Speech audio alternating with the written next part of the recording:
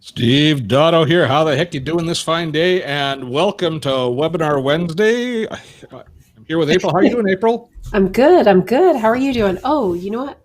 I actually, sorry. It's so okay. Sorry. You can I was do like, I whatever still you hear need. the music. Sorry? Because I have it streaming over here. I was like, I still hear the music. Oh, okay. Yeah, it's a 10-second delay. 10 seconds behind. How the heck is everybody doing? And welcome to Webinar Wednesday. We are thrilled you are joining us today. This week, we're going to be talking about using your iPad as a notebook replacement, which is I had so much fun doing this. Preparing this content, April. I got to tell you. Well, you love your iPad. Increasingly I do, but not in none of the ways that I thought I would when I bought it. But we will get into that as we get going. So to everybody out there, we're so thrilled that you're taking time to join us today. Let me give you a little snapshot of what to expect today. So this is Webinar Wednesday. For those of you who are joining us for the first time, every week here at Dotto Tech, or almost every week, we deliver a free tutorial webinar. We concentrate on productivity, we concentrate on content creation, and we also do a little bit in online business here. And we deliver these webinars free of charge to you. They're available in replay for a week here on YouTube and on Facebook Live. We used to do them just in a webinar package, but starting in September, we started to do them streaming live here so we could reach a larger audience. And so now we're still figuring all of the different pieces out, but it's available in replay for a week free of charge. After that week, if you want to see any of the replays, they are available, but they are archived for the use of our patrons, who I am going to do a big shout out to right now. The Dotto Tech channel that you're seeing right now is community funded. We're supported through the generosity of our patrons at Patreon. And there is many of you in the crowd right now, so we have to thank you so much. So what happens is the patrons provide a little bit of financial support here for us here at Dotto Tech, which allows us to deliver these webinars and this content free of charge. So our patrons if you want to visit patreon.com/DottoTech, our patrons get, first of all, they get the warm and fuzzy internal gratification of supporting a great channel like ours, but they also get access to some perks. And the biggest of the perks is they get access to all of the Webinar Wednesday replays. This is our 152nd Webinar Wednesday. So we have this huge ass catalog of trainings and tutorials on so many topics. And I see so many of you in here saying hello, and we appreciate your support hugely. One of the perks they don't get anymore currently, and I don't know when they're going to be able to get that perk again, because one of the perks I said was that when we go to live events, if you are so inclined, you could receive a hug from me. And I've had many people over the years ask me for that hug. Even on the street here in Vancouver, I'd be walking along, somebody says, Steve, I'm a patron, hug my hug. So there I am hugging people who are strangers to me, but I'm not a stranger to them on the street. But sadly, we can't do that for a period of time, can we, April? Not just because we can't travel, but I think public hugging is frowned on these days, sadly. But hopefully we'll get back to it soon. So that's a big thank you to all of our patrons. And before we get too far on, Dotto Tech is also sponsored by a sponsor. We haven't had a sponsor before, but about a couple weeks ago, we brought on our very first sponsor. And there's a good reason for us to bring on that sponsor, and that is Restream.io. When we started to live stream the show onto YouTube and onto Facebook, we needed some additional technology to make that happen properly. And the folks at Restream stepped up, and we used their technology to stream to multiple channels at the same time. And we used the Restream Studio. What we're actually broadcasting from ourselves is the Restream Studio. So if you are interested in the world of live streaming, if you want to have technology that's going to support you and allow you to do broadcasts of the quality that we do or better and stream to multiple channels at the same time. Well, Restream is the tool that we use. We thank them so much for their support, and they probably deserve a good, solid look from you. And April will drop that link into the chat as well so that everybody can take a look at Restream should they choose and should they be in need of a great streaming partner. So that is all of the details taken care of. So now what's going to happen today is, again, for those of you who are new to us on Webinar Wednesday, we follow the same basic format each and every week here on the big show. I have pre-recorded the main part of the demo so that it's nice and concise, and I can just add extra clarity rather than delivering content live, say with slides. So we've pre-recorded, it's about 22 minutes today, where I walk through my thoughts on the iPad as a notebook replacement. While that's going on, both April and I will be in chat answering as many questions as we can from you. And then once it's over, we return and we'll do Q&A live through to the top of the hour. We keep it to an hour. We cut it off pretty much firmly at the top of the hour to respect your time. But as I say, the replay is available to you if you need to revisit anything afterwards. If you don't write down one of the things that I talk about or one of the links that we share here within today's video, fear not. After the webinar is over, we will send out an email with all of the links and anything relevant that we talk about here within the webinar. And we sometimes don't know because often that comes out of the questions you ask, but we will send out replay links. Now, for those of you who signed up for the webinar, who registered, you will get that email automatically. But if you've just come to us organically because it's either Facebook or YouTube live and said, hey, Steve Dotto's live, and you joined us and you didn't actually register for today's webinar, well, then April will drop a link allowing you to register so that we can send you that follow-up email. And as well, then you'll be notified of our future Webinar Wednesdays, as I say, which we do each and every week. So next week, by the way, we're going to be talking about live streaming and webinars in 2021, the changes and how that whole landscape is changing. So it's a little bit meta there, isn't it, April? It is.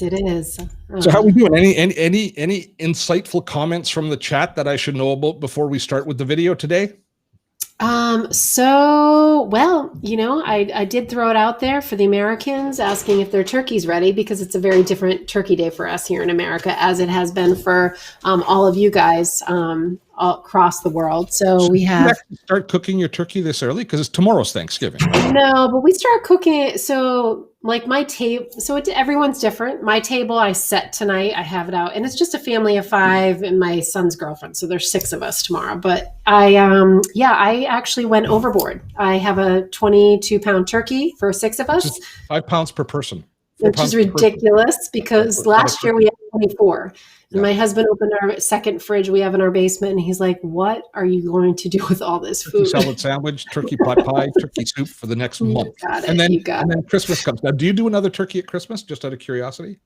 So no, we do, we usually do like a prime rib. Sometimes we'll do a ham. See, that's the difference between Canadians and Americans. Our Thanksgiving was a month ago. So we have what I consider to be the proper amount of time between turkey at Thanksgiving and turkey at Christmas.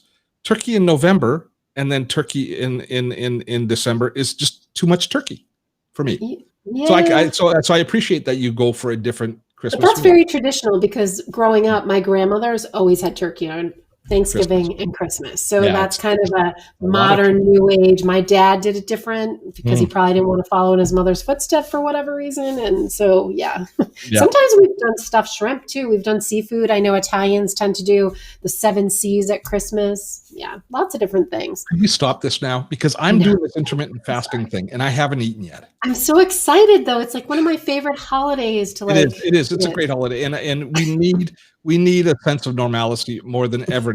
So, finding some comfort in the smells and the sounds of turkey and football in the background, that is going to be awesome for us all. And hopefully, maybe this is the turning point. Maybe we're finally turning a corner and moving towards better things as the news of the world seems to be improving, etc. But we will hold that thought for now. But we will. So let's not talk about food for a little bit, okay, folks? Okay. For me, okay? Or we're going to stop early because Steve's so hungry. All right. Let's get the party started. So I've got this 20-minute video on iPad as a notebook replacement. So just to set the stage, a little bit over a year ago, I bought my first iPad, or I bought the iPad Pro with buying it in mind of it being a notebook replacement. Of course, our use of technology has changed as the epidemic has changed our habits so much. So this video very much reflects the changing and the evolving use case that I have with the iPad. I'll share with you a lot of my favorite features and a lot of the things that I really like about it, some of the things that I think it comes short at, and then I will give you my summary at the end. But I'm really looking forward to hearing what you have to say as we go through this. So I will send April and myself back into the green room and let us view my take on the iPad as a notebook replacement. Using the iPad as a notebook replacement. Oh, I am looking forward to this because I spent so much time last year thinking about incorporating the iPad into my life. Of course, it was a different world at the time when I first got the iPad. So let me tell you, first of all, about what my original goal was for the iPad, so you have some context. So I bought this iPad, which is the 11-inch iPad Pro with 512 gig of RAM. I bought this before the pandemic. And the goal for me was I wanted to reduce the amount of stuff that I carried when I traveled. Remember when we traveled? It wasn't that long ago. Well, it seems like forever ago. But I didn't want to carry a notebook. It seems silly now. I'd be happy to carry a notebook to travel, but I wanted to travel a little bit later. And so everything that I'd read, everything that I was learning was telling me that the iPad was getting to the point that it was ready to take over as a notebook replacement.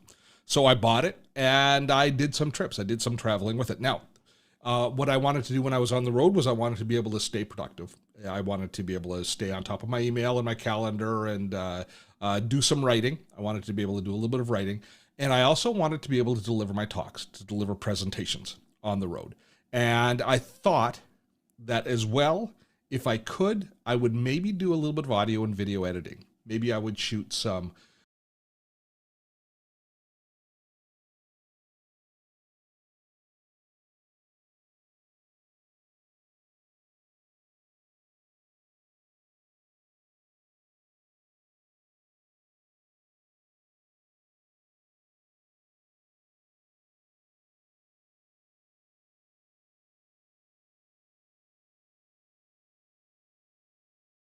using the iPad as a notebook replacement. Oh, I am looking forward to this because I spent so much time last year thinking about incorporating the iPad into my life.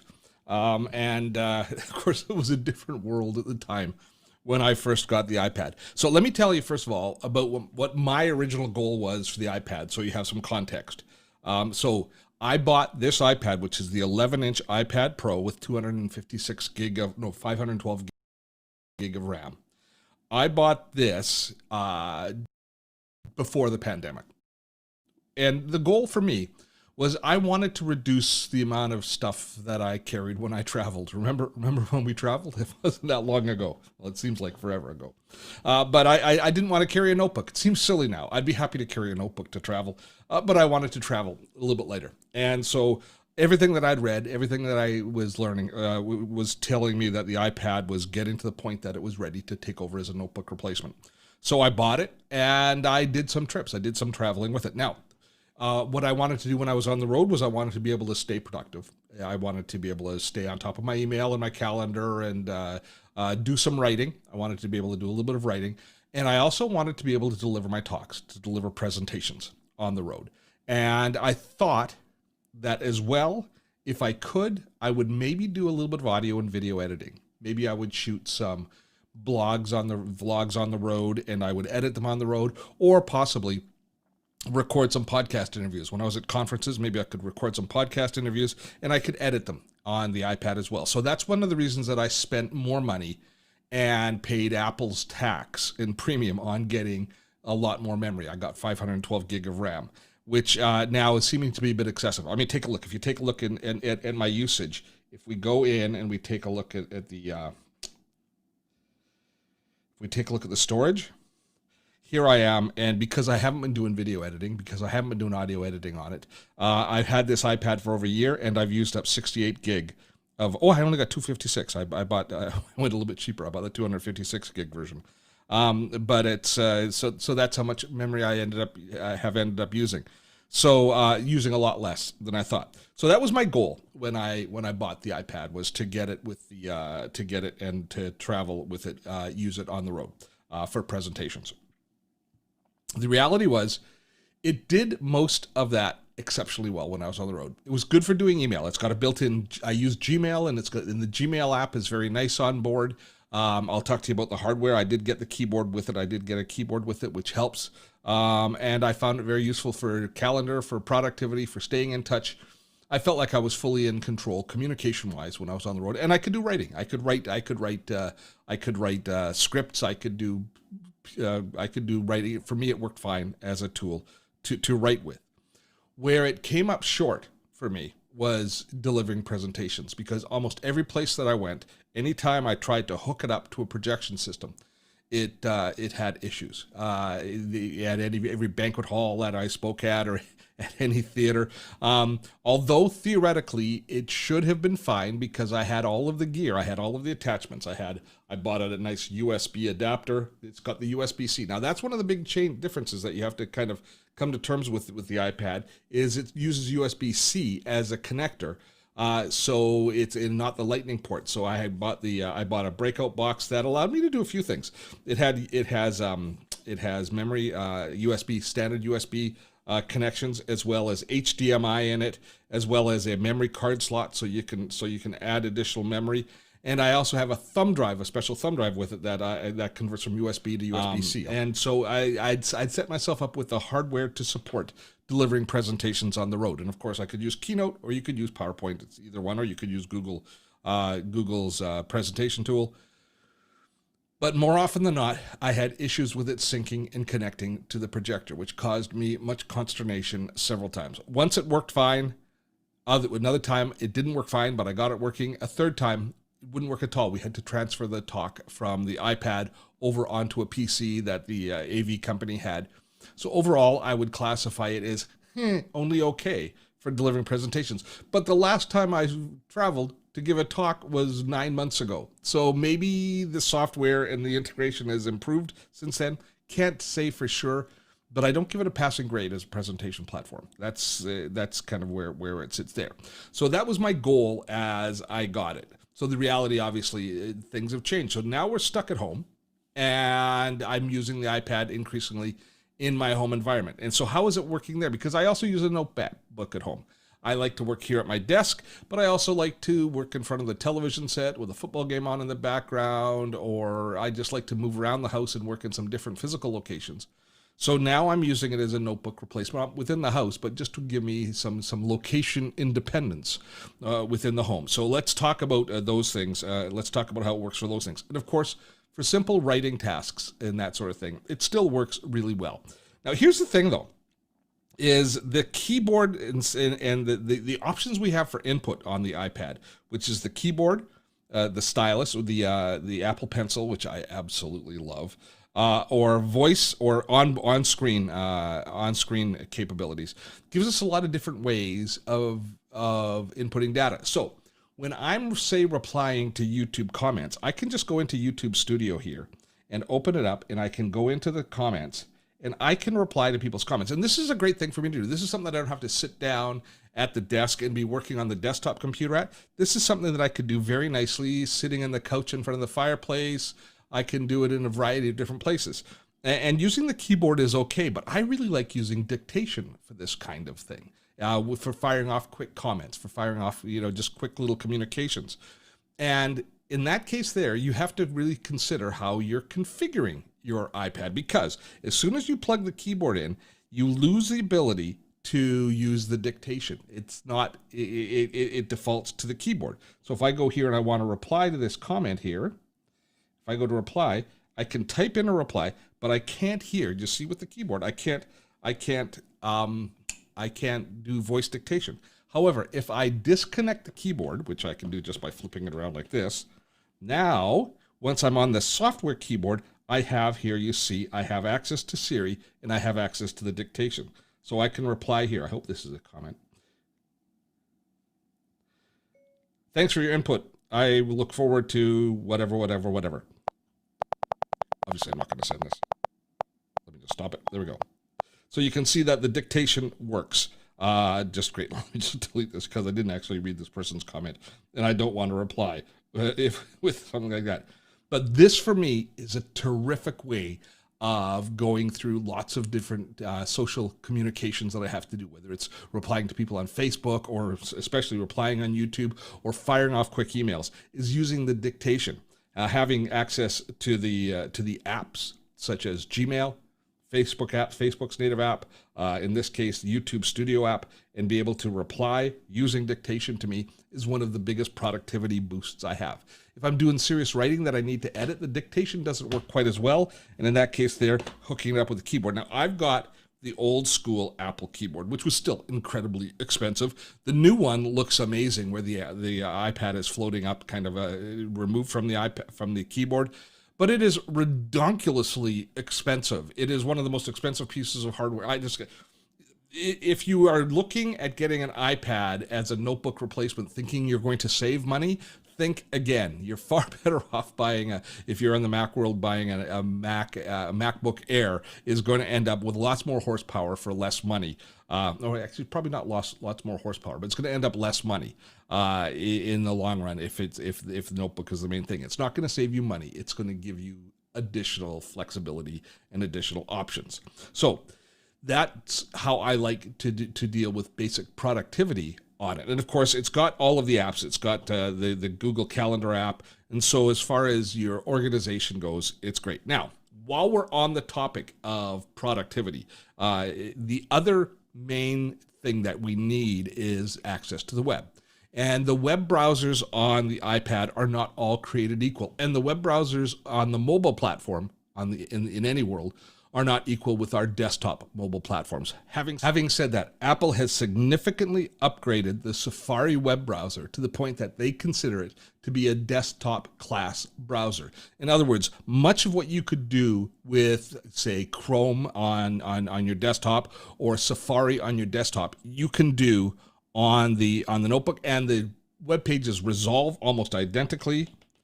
And they are beautiful. I think that the browser itself, using the Safari browser now on the desktop, is a joy. It works really, really well. It's fast, it's responsive, it works the way you would expect.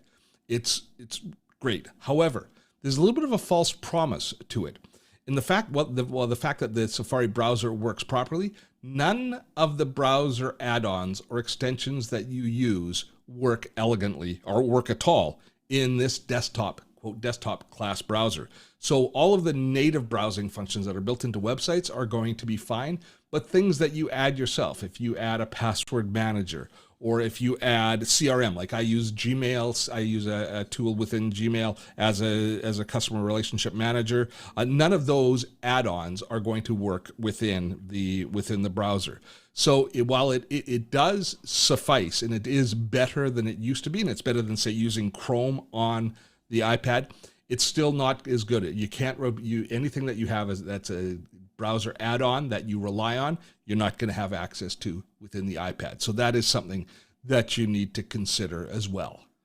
Okay, now let's talk about some of the things that Now I want to talk about some of the things that really delight me using the iPad. And one of the real pleasures for me is learning about the Apple Pencil and just how wonderful it is and how nicely it integrates on the iPad. Now, I've tried a variety of different Notepad applications, and everybody's going to have their favorite. The one that I've pretty much settled on myself is one called Notability. And, just the ability to be able to scribble down notes. And I have terrible handwriting. I'm going to warn you right off the top. I have terrible, terrible handwriting. But you can customize. I always customize my notepad this way. I always change the paper and give myself a few lines to stay within. But the pencil is a work of art. And the ability to be able to just jot down notes and save them, this is something that I've ended up using a lot. You can change the color of the pencil. At any point you can just to highlight things as you're taking notes.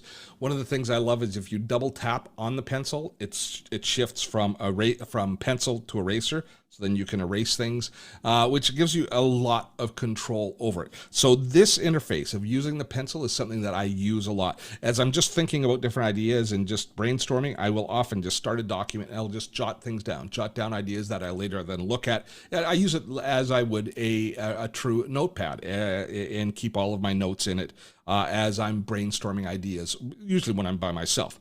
Now, my hope was when I got it that I would be able to do that within Evernote, which is my main Notepad application, but the integration between Evernote and the tablet and the pencil wasn't very good. So consequently, I used a tool like this. Having said that, the recent upgrade to both Evernote and the upgrade to the Apple to the mobile operating system, to iOS, has changed things for me dramatically as far as using the pencil.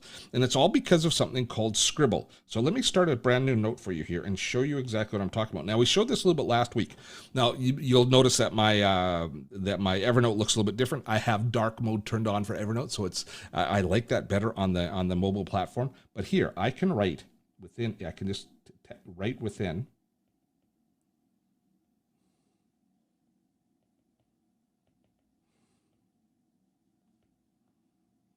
And it can be kind of cursive. Okay, it didn't do a very good job. Let me erase it again. I have the world's worst handwriting. I really do. I shouldn't be the one to be showing this. Let me try a little bit cursive.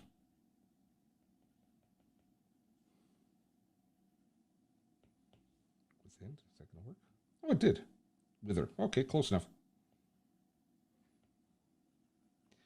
So this is something that they've added. See, it's converting it. What it's doing is OCRing. It's converting my text into handwriting. Now you can keep it as just as a graphic. You can scribble down a note that maintains it as a graphic the way that we did in the Notepad application. But this, what you're seeing here, is this conversion into text is a profound change in an upgrade in iOS, which is something that they call Scribble. Now you can see this by going into your settings, going into your general settings here and going under the Apple Pencil. Actually, it's not general, it's right there.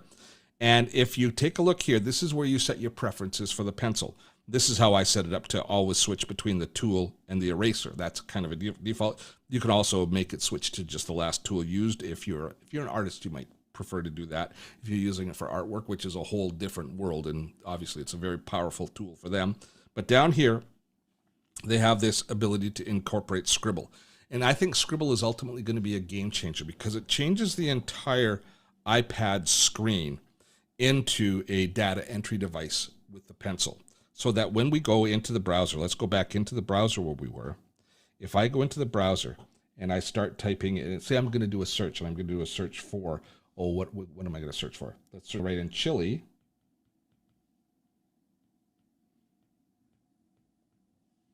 Recipes. Oh, good. There we go. And I can now search.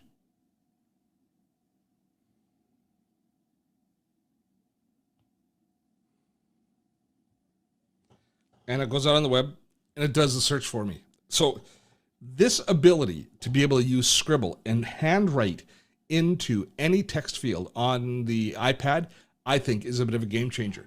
Now, I know I framed this as your iPad as a notebook replacement, but really, this goes beyond what we did on notebooks. This is using it in an entirely different way. So now, sitting in front of the television set, you can be scribbling in just into the web browser window without having to go down to the keyboard and use the keyboard in different ways. You can just scribble in whatever it is that you're searching for, whatever you're looking for, any instructions. You can be filling out forms, and it will recognize them. And if you've got better handwriting than me, which I imagine 99.7% of you do, you are going to find this a joy. But we're running short on time, so I want to talk to you about a few of the other integrations that are built into this that are pretty darn cool. Now, one is you can use the iPad really nicely as an entertainment system as well. Now, I've always used my notebook to watch movies on the road, and the iPad does a great job of watching TV or watching movies, playing YouTube videos when you're on the road. It's got 4 speakers built into it, so the sound coming out of it is actually really quite good. But of course, you can also hook it up with your headphones in a variety of different ways. But note, USB-C, so you have to have a USB adapter if you want to convert and listen to audio on any form of headset. Now, the next thing that I want to show you, this might be the last thing, I'll have to see how we're doing as far as time goes, is I'm going to move it over here. Now, the reason I'm moving it over here on this desktop is there is something called Sidecar that is attached to this. And I'm going to go here under the monitors window, and I'm going to connect to the iPad. And this is so cool. What this does is it then takes this screen, the iPad screen, and it makes it an extended monitor based on your desktop. So if we go into our monitor settings here, and I go into display preferences,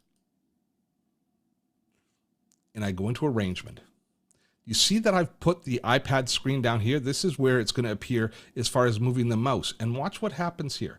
I can take this, and I could say let's just take the email window here. Take my email window, and let's move it down. I'm going to separate it in the browser. And I'm going to drag it down, look at that, onto the screen here. And I'm going to go full screen here with this. So now I've got a window here with my email. Now, yes, I could run Gmail on the screen here in the window with no problem whatsoever. I mean, this is really probably not the best example, but I wouldn't be able, I would have to use this keyboard here in order to reply to it, in order to work with Gmail. Whereas now I can use my keyboard and mouse. So anything that I want to put on here that's on my computer desktop can live down here in Sidecar, and this becomes an extended monitor. It's so cool. It's just, there's a lot of different creative ways that one might choose to use it, and it's one of the ways that it keeps getting better. But the question that this webinar today wanted to answer is the iPad a notebook replacement? And I'm going to say, sort of. If I didn't have my notebook, I still use my notebook computer probably 50% of the time. If I've got really heavy writing to do, I find this keyboard to be a little bit limiting and a little bit small. So if I'm doing really heavy duty writing, I would still prefer to write on a full-size keyboard that's attached to a notebook. That's just the way it is. And so here at the desk, it's one thing, but when it's in your lap and you're sitting at a coffee shop, or you're sitting down at the kitchen table, or you're sitting outside enjoying the weather, that becomes an entirely different thing. So this keyboard, a little bit limiting for heavy lifting. Now, I can't say for sure if I'd gone to the larger format of iPad, whether or not I would be happy with the keyboard, because obviously the keyboard then has that much more real estate. And certainly the new keyboard is even nicer and a lot more expensive. And so it might really work well as a desktop replacement. Plus, I didn't mention, they've added mouse support, which I've played with. I don't love. I prefer using the pencil. I think you can have, if you are using the iPad and you get comfortable with the pencil, it pretty much does everything you'd want to do with a mouse. Having said that, for heavy duty writing, it's still not up to speed. For everything else, though, it is as good as my notebook, and in some cases far better than the notebook for my purposes. I love the ability to have it in my lap. I love how quick it is to be able to just sit there, be holding the tablet, and to be able to replying to quick little emails or quick little social posts using the voice dictation that I talked to you about. That to me is a game changer. And the biggest game changer is the way that the pencil is being incorporated. Now, if the pencil doesn't appeal to you, overall, the iPad may not appeal to you. It's because I think that people that use the pencil get the most out of the tool, and so consequently, that might be the big differentiator. One other consideration is the cost. It does get very expensive. Now, I went with the 11-inch, which is a lot less expensive. I looked at the large one, and I found it too big. I just didn't feel comfortable in my hands. It felt almost unwieldy. Now, there is one caveat. The iPad Air has almost all of the power that the iPad Pro has. It's got all of the same functionality, and it is at a considerably cheaper price point. The big limitation is it's very limited as far as your memory options go. But as you've seen, I've been using this for a year, and I've used 68 gig of RAM in it, of the storage that's available to me, and you have other options for offloading storage using cloud storage, etc. So that might be a great consideration. If you took away my notebook tomorrow, I don't think I would lose a step as far as my productivity goes here in the house. Once I hit the road again, once we hit the road again, I hope that the iPad will do better as a presentation tool, But if not, I'm still going to have that notebook in my bag because it didn't perform at that level prior to COVID. I think it's time for us to dive into the Q&A section. And I am back. And I think I am really back. Sorry about the little delay there at the beginning. It was feeding through for me, but it wasn't feeding for anybody else. Still kind of getting used to some of the vagaries of this tool. A couple of notes. One, I said at the end that the iPad is in some ways more powerful than the MacBook Air. That's the old MacBook Air, not the one with the Apple chip, which is just supposedly just blazingly fast. So one correction there. And I know some people probably noticed the rather socially inappropriate name when I chose the Sidecar. You could see that in the drop-down menu there was somebody farted. That's the name of our Apple TV. That's me. I'm pure Isle. I named it. I can't blame anybody else. But yes, I named my Apple TV somebody farted. I just have to tell you that cracks me up because I have 2 boys. So that's all they talk about is farts. Still at 18 and 13. Everything is fart, fart, fart. And when I log into Netflix, everybody has a different fart name. So that's hysterical. So, I'm no more mature than your sons. You'd fit right in. That's the truth be known. I just had full disclosure there. I didn't even realize it as I was editing it. I kind of went, oh, wait a minute. That might cause an issue. Not really cause an issue, but there we go. So funny.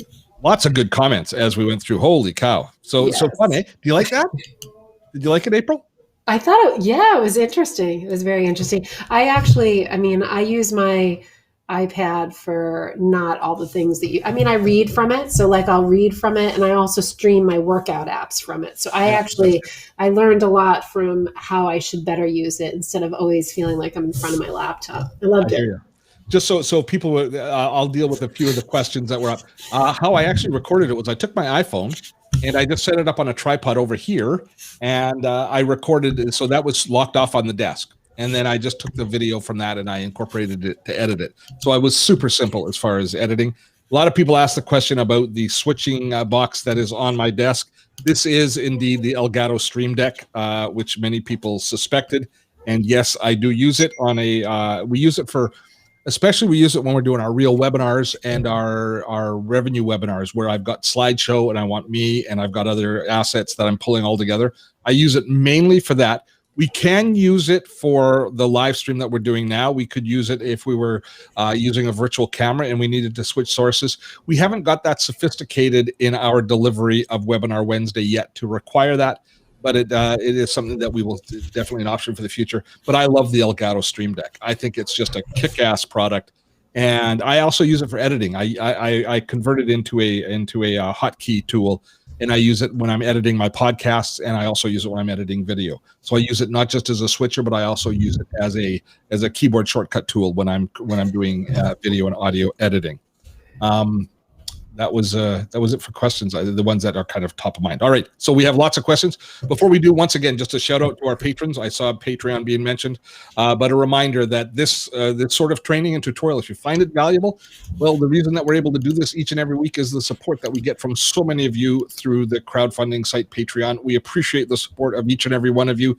And if you think that Dottotech is worthy of your support, I encourage you to head on over to patreon.com/Dottotech and become part of the community. And for that, there are perks, including the replays of each and every one of our Webinar Wednesdays. Alrighty then. Oh, I know there was one other question. Doug busted me. He said, Steve, I thought a long time ago, these people with long memories, April. They remember everything you do. They remember everything I've ever said and anything I've ever done. Just like cruising the internet. I know. I like 3 years ago, I did a vlog or a podcast or something where I was talking about focusing and productivity and how you wanted to focus on a single task. And I had reduced the number of monitors I have on my desk down to a single monitor. And I encouraged that because I thought that I could focus better on a single task. And I do believe that is the case. I think that is a great way to do things. Since then, I have slowly added to the number of monitors on my desk where I now have 2 monitors on my desk. And the reason is that I've got 2 monitors on my desk is the virtual office has become the the norm for us. So April and Liz and we live in Slack. We talk all day long in Slack as though we were in the next office to each other. And so I actually, on my second monitor, which is on which was seen there when you saw my monitor layout, I have Slack, and I then also have Apple's Messenger, because my family texts me all day long in conversation, and April and Liz have conversations with me as well as other team members in Slack all day long. So that's simply a communications window. I guess back in the day it would have been an email window, but now it's using these instant messaging services, and that's how I get through the day. And I don't think sometimes email's the last thing you check, because I'll say, "Did you see that email I sent you?" And you're like, "No, when did you send it?" I'm like, "Yesterday." Bob Poole was having. I'm working on a little thing with Bob Poole, and he had a conversation with this. He said, "You take a few days to reply to my emails. Is it me?" I go, "No, it's not you, Bob. That's me." So here, sign up for Slack, and you can have instant access. All right, we have 20 minutes for questions. Shall we blaze our way through them? Absolutely. All right. So Bennett is asking, can you compare the iPad Pro with the Remarkable? The Remarkable, that's a tablet, a tablet computer, which is a pen-based computer, which looks freaking awesome. And it's really designed for note takers and handwriters, but it's ridiculously expensive as well. And I looked at it. I can't review it because I went to buy one, and then I looked at the price and I went, and I didn't order it. So if somebody has one and they can tell us how it works, it's not going to have the whole Apple ecosystem behind it. It's not going to be as flexible. We know that. But it looks like a wonderful note-taking tool. I did want to buy one, but it just was too steep a price point. So I chose not to. So that's the story with the Remarkable. So some of our friends actually don't know what Slack is. So if you don't mind kind of sharing a little bit about what Slack is. Slack is an instant messaging communications tool that is designed for teams. And what it is, it's just like Facebook Messenger or your texting on your phone, but it's an entire environment that's designed to help support and facilitate communications within a team environment, with a work-based back end. So that's what Slack is.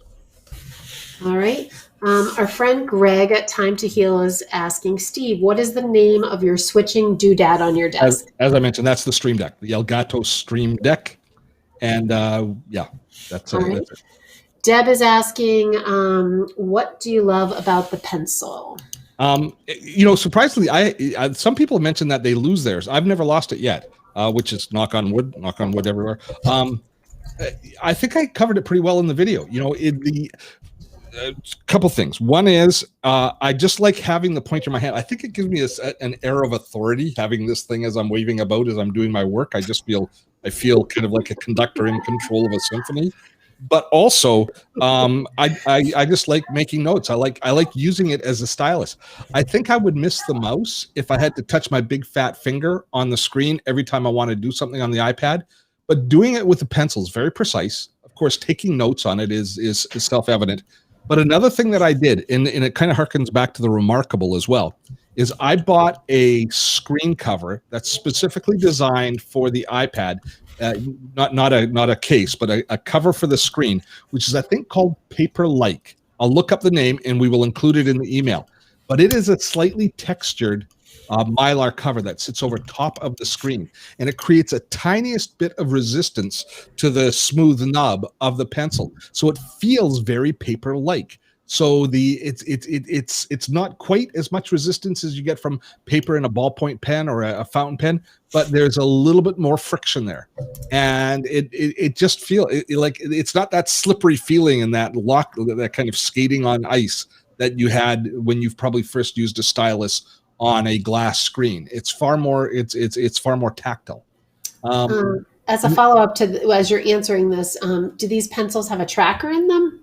That was kind of no, like your AirPods or your phone. If you Find My Mac, Find My Pencil. No, they don't.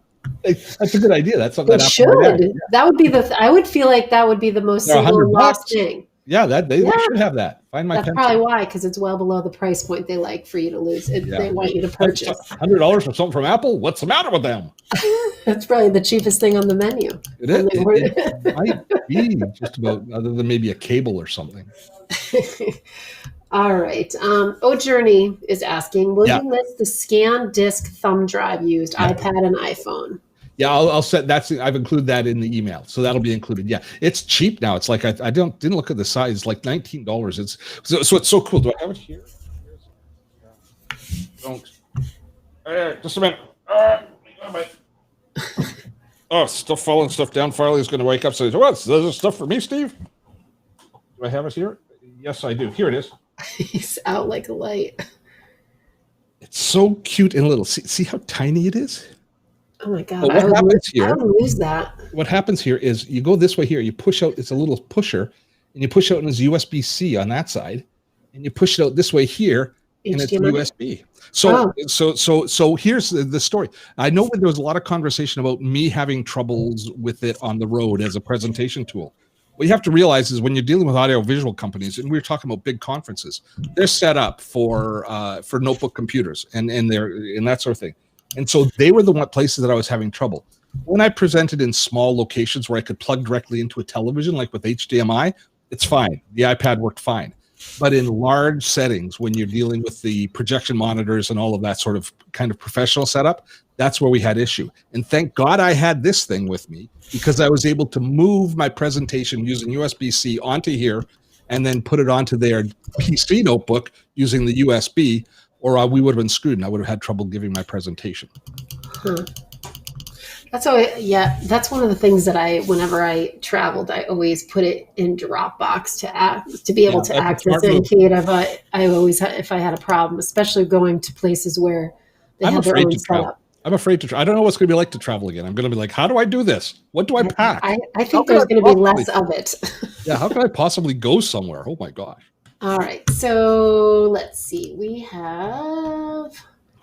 Do you lose from Deb? Do you lose dictation on all of keyboards? I don't know. There was a lot of people. There was one person in particular commenting, you don't lose dictation on the keyboard. Yeah, I think it was Roger.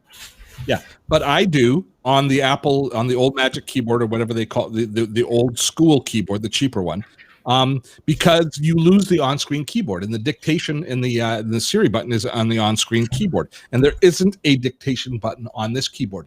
Now, on the other keyboard, there might be a dictation button, in which case, woohoo, that's great.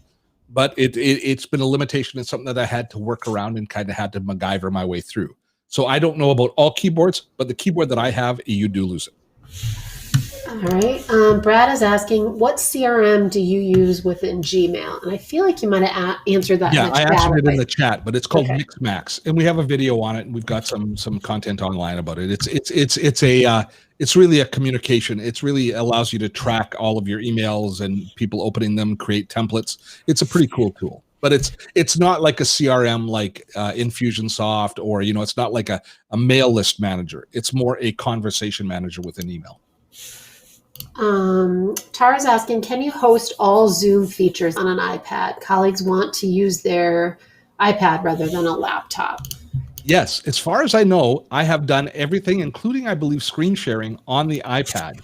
So it works really well. Yeah, and as a matter of fact, today I was on a Zoom call with Liz this morning, and we were having trouble with the connection. So I said, here, I'll restart my computer. And I did the old restart. And of course, that was the moment that Apple decided, oh, you're restarting?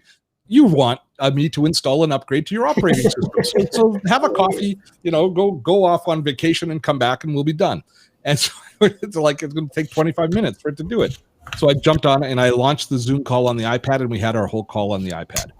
Nice. What about using the native Notes app? I haven't done it. It's probably very good. Kind of the follow-up to the Zoom question. Have you done breakout rooms on an iPad in Zoom? No, I haven't. I haven't tested it that far down the path. All right. Can the battery in an iPad be replaced? I have battery fatigue. I don't know. That's something I would check with Apple service about. All right. Coach Milt is asking, is your PC a Mac? Can you drag Windows from MS Windows to the iPad? Yes, my PC is a Mac. I have a Mac Mini. It's the last of the Intel-based Mac Minis. I don't think that Sidecar works on PC, but I can't say for sure. Somebody else might be able to answer that. All right. C. Michael Royce, can you add Pencil to any iPad, or do you have to purchase a newer iPad? You can add it to any of the newer models, and if a quick visit to Apple's site will tell you which ones support the iPad, the Pencil. And we're seeing the Pencil start to grow. I think the newest big phone will actually support the Pencil as well. So we're seeing it kind of expand within the Apple ecosystem. So people are saying that they have accessed and ran breakout rooms in Zoom on an iPad. There we go. Feels so alive. Can older iPads do Sidecar? Again, you're going to have to check the specifications of it. It's fairly new. I think it's only 2nd generation iPad Pros and probably, I don't know what that is, 5th generation iPads. I'm not too sure exactly what they are, but Apple's got those specs on the website. Pretty easy to find. Just look up Sidecar. Okay, so Robert McKenzie is saying, I'm interested in Steve's macro switcher doodad on his desk. I think it's a Stream Deck. Does he use it to switch the webcast with macros? Yes, well, I don't do it. I don't use it in this for our live stream at this point, although I could. But yes, it's a Stream Deck. All right. C. Davis is asking, iPad Air can use Pencil and Scrivener as a writing option. Can it use both, I guess? Scrivener and... Yeah, the new iPad Air. It's not Scrivener. Scrivener is a word processor on the Mac that's, or Scrivener, I'm thinking. It's called Scribble. All right. You should do a video on that because you've talked about Scribble a lot.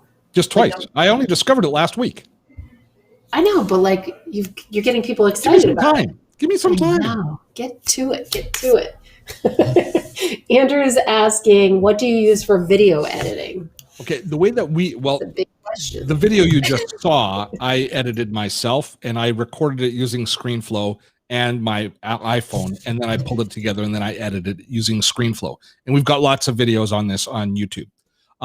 However, having said that, when we're doing our main videos, which we haven't done for the last little while, but when we're doing them for the channel, I, again, record them using ScreenFlow on the Mac for the most part.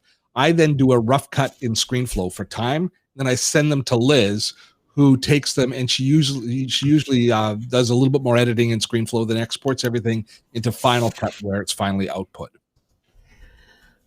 All right. Larry, the mini Stream Deck... Larry, so is the mini Stream Deck adequate if cost is an issue?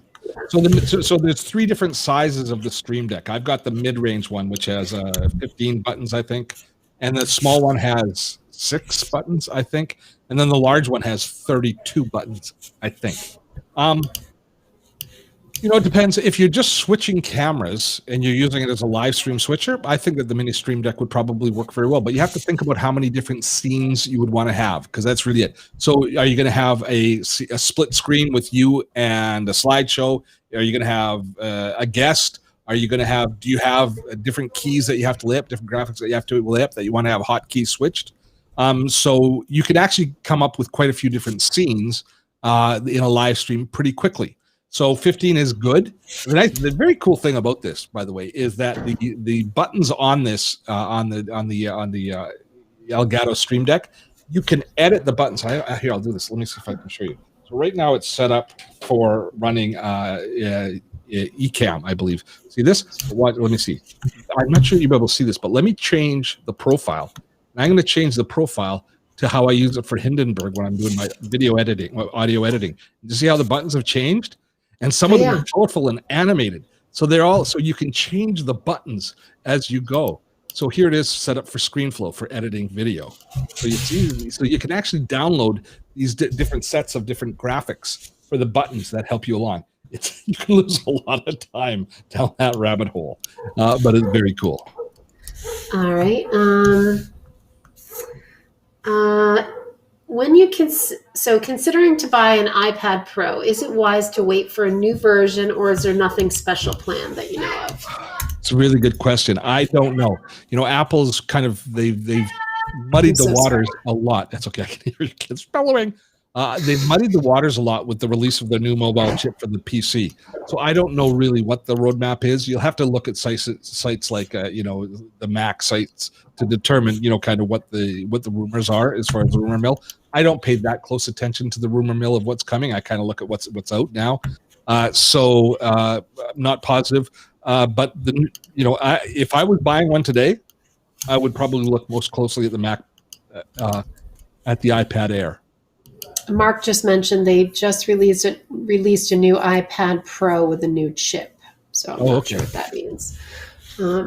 Dan's asking, is it possible to dictate notes and use the pencil to correct edit at the same time? Something that I've never done. I think that that's difficult to do because you're going to have to be popping in and out of voice recognition mode and, pencil, inline editing mode. So I don't suspect that you can easily, but I can't say for sure. And it would depend on, it would also, like, for example, I use Siri as I'm doing it, but there are other options for doing voice dictation. Like if you want to be in Google Documents, you can be doing voice dictation using Google's dictation tool, which is a web-based tool, as opposed to a system-based tool, which is the Apple Siri tool. And they both work well, and you can work them in different ways. So I would experiment. There might be some different ways that you could make that work. But if you're using Google Docs, you're only using the pen to set insertion points, and you're actually editing on the keyboard. But sometimes I've done that in Google Docs where I've used the dictation and used the keyboard at the same time, but I've never used the pen and any dictation tool at the same time. All right. Patrick's asking, even though we can create notebooks in Evernote, we can't create handwritten notes with the Apple Pencil. When is Evernote going to get with the times instead of sending us to the penultimate? Penultimate? I'm not positive you're 100% on point with that, because I think that the Evernote, let me just take a look. With everything with Evernote, we always wonder, but I think that you can. I think that the reason that they were sending us to penultimate was it was allowing us to create graphic notes and then convert them into text. That was the thing, and that's one of the things that Scribble is going to overcome. I'm pretty sure that if you just want a note that's a illustrated note in like a handwritten note without converting it into text, that you can do that fine in Evernote. But it's something that I have to check and try a little bit more. But I think that you probably can. Penultimate's going to be in trouble. Penultimate's going to be in trouble with this edition, with the addition of Scribble, because Penultimate isn't that great a tool. Jeffrey's saying he's used Scribble, and it works in Evernote, in the new Evernote. Thank you, Jeffrey. Coach Milt, can you drag a window? You actually already answered that. Sorry. Oh, he must have asked it again. Does it mean that Scribble can work when you're offline as well? I believe it will. I haven't tested it, but I think it probably does. Is there a glare on the iPad Pro? There can be. The cover that I put on it seems to take it off. The iPad Pro doesn't work great in bright sunlight conditions. So there's nothing that's going to work great as far as that sort of reflection, I don't think. But I don't find any hot spots on mine when I use it normally. But then since it's been new, I've had that paper-like cover on it, which I think dulls it somewhat. It's a matte finish. All right. Can Apple Pencil work with iPhone Pro 12 Max since it has a magnet on the back? Does the hardware needs to support Apple Pencil, or is it the hardware needs to support it? The hardware needs to support it, and I think that might be the phone that does. I haven't verified it, but that might be the one, and that would be interesting. Let me pick up. I've got the iPhone 12, the regular one. And great. As I pick it up, this emergency alert on my phone, but it's just a test of the system. Nothing to worry about, Steve, as my heart stops. So I'm not sure I would want, with this size phone, I'm not sure that the pencil would work. I'm trying to think if it would work with a bigger one. It might work okay. It might be okay. I'm not positive. And Mark's mentioning there's no phone support for pencil. There's no phone. They did. I thought they announced one. In which case, my bad. But I'm okay. But thank you, Mark. I will trust your wisdom on this. Maybe it was a rumor that they are going to be doing it on their large format ones. All right. For the iPad to replace a notebook, we would need full, not mobile apps running on the iPad. Will the new M1 chip pave the way? ? We are seeing a convergence. As far as that goes. Philosophically, Apple is moving to a unified operating system. We see the mobile operating system is the one that's winning. They're moving to an apps-based metaphor, and they're pushing that into the desktop environment. They've been doing that for the last 3 years very slowly. So we will see an additional convergence. All right, and I think that is. Lee posted something here. Just a minute.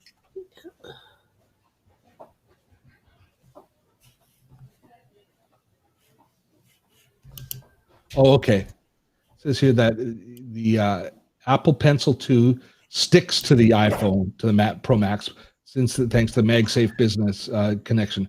But there's no way to use. Okay, so the CNET review wishes that the Apple took advantage of the Pro Max 6.7-inch screen for features like split view and Apple Pencil. So it doesn't allow it yet. So thank you, Lee. Well played, sir.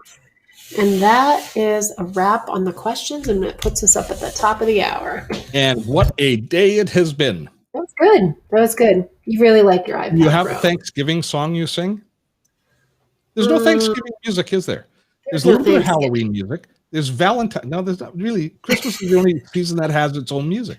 It's kind of sad. No, and Easter, Christmas and Easter.